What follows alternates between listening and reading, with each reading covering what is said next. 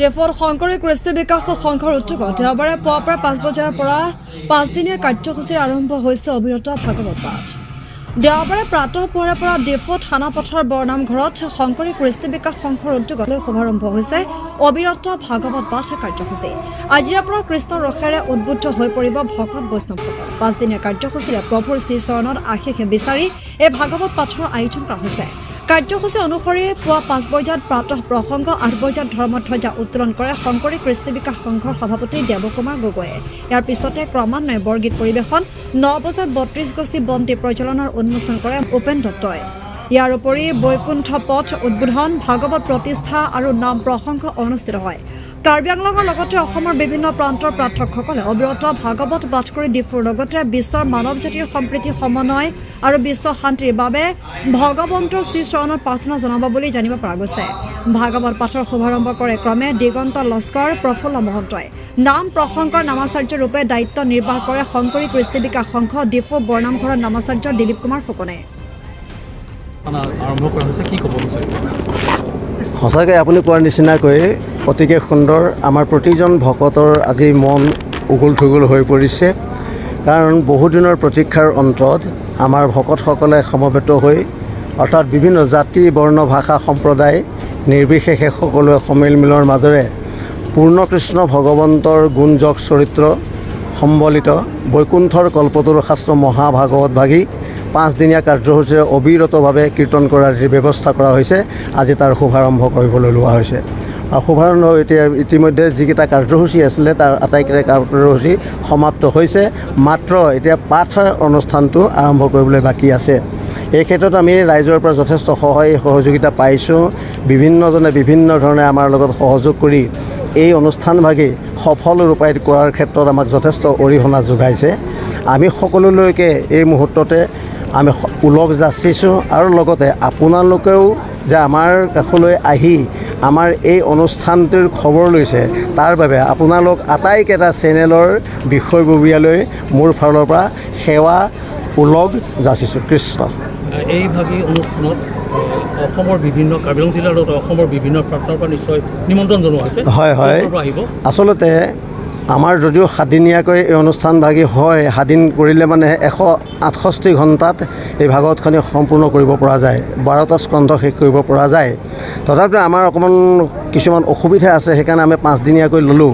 তথাপিতো এই ক্ষেত্ৰত আমাৰ যথেষ্ট অসুবিধা এটা হয়। আমাৰ পৰিপক্ক পাঠকসকলৰ অভাৱত আমি কিছুমান দূৰৰ পৰাও ভাগৱতীসকলক মাতি আনিব লগা হয়।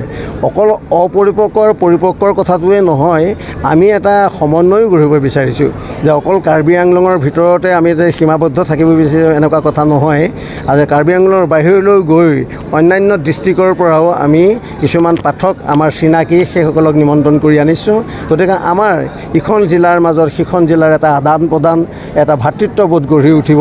গতিকে আমি ভগৱন্তৰ চৰণত প্ৰাৰ্থনা জনাইছোঁ যে যিসকল ব্যক্তিক আমি নিমন্ত্ৰণ দিছিলোঁ তেখেতসকলে আমাৰ মাজত আহি উপস্থিত হৈ আমাৰ এই কাৰ্যসূচীৰ সফল ৰূপায়ণ কৰাৰ ক্ষেত্ৰত যথেষ্টখিনি অৰিহণা জনাইছে। এই আপাহতে আপোনালোকৰ চেনেলৰ জৰিয়তে মই সমূহলৈ বুলি সেৱা জনাইছোঁ। কৃষ্ণ। ইয়াত 32 গছ বন্তি প্ৰজ্বলন কৰা হয়, অৰ্থাৎ পূৰ্ণকৃষ্ণ ভগৱন্তৰ গাত 32 ভাগি অলংকাৰ আছিলে। আমি কৈছোঁৱে যে ধ্বজ, বজ, অংকুশ, পদ্ম আদিকে কৰি শংখ, চক্ৰ, গদা, পদ্ম, কীৰ্তি, কংকণ, বলয়া, চূড়ামণিকে আদি কৰি এই 32 বিধ অলংকাৰ থাকে। সেই 32 বিধ অলংকাৰক আমি আচলতে এটা বেলেগ ধৰণে প্ৰকাশ কৰিব নোৱাৰোঁ। গতিকে ভক্তিভাৱে এগছি ভক্তি প্ৰদীপৰ জৰিয়তে আমি 32 ভাগি বন্তি প্ৰজ্বলন কৰি পেলাই সেই 32 তত্ত্বক প্ৰকাশ কৰিব বিচৰা হৈছে। এই 32 ভাগি বন্তি যে জ্বলোৱা হৈছে, আচলতে এটা বিৰাট এটা ডাঙৰ 32 তত্ত্বৰ কথা আছে। আমাৰ দেহৰ লগত এইটো সম্পৰ্ক হৈ আছে। গতিকে দেহৰ এই 32টা তত্ত্বৰ কথাটো এই 32 গছি বন্তিৰ লগত সম্পৰ্ক হৈ আছে। গতিকে আমি অন্য প্ৰকাৰে প্ৰকাশ কৰিব নোৱাৰি 32 গছি ভক্তি প্ৰদীপৰ জৰিয়তে ঈশ্বৰ কৃষ্ণৰ সেই ভক্তিৰ সেই দেহৰ সেই 32 অলংকাৰ স্বৰূপ সেই মহাতত্ত্বক প্ৰকাশ কৰিবলৈ বিচৰা হৈছে। আমি সদায় চিন্তা কৰিছোঁ, অকল আজি বুলিয়ে যে আমি বিশ্ব শান্তি ভাবিছোঁ এনেকুৱা কথা নহয়।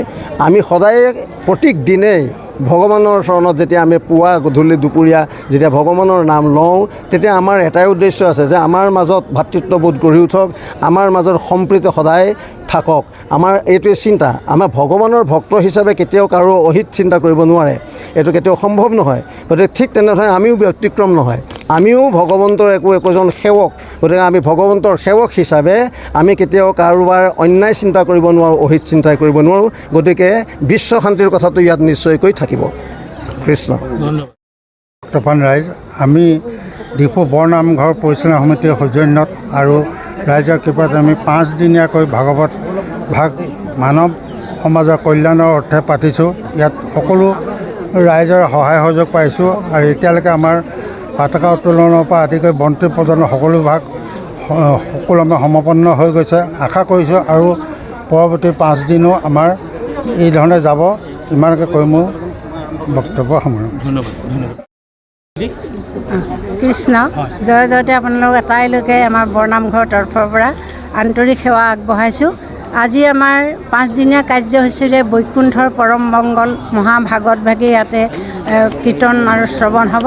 সেই উদ্দেশ্যে আমি সকলোৱে ইয়াত সমবেত হৈছোঁ।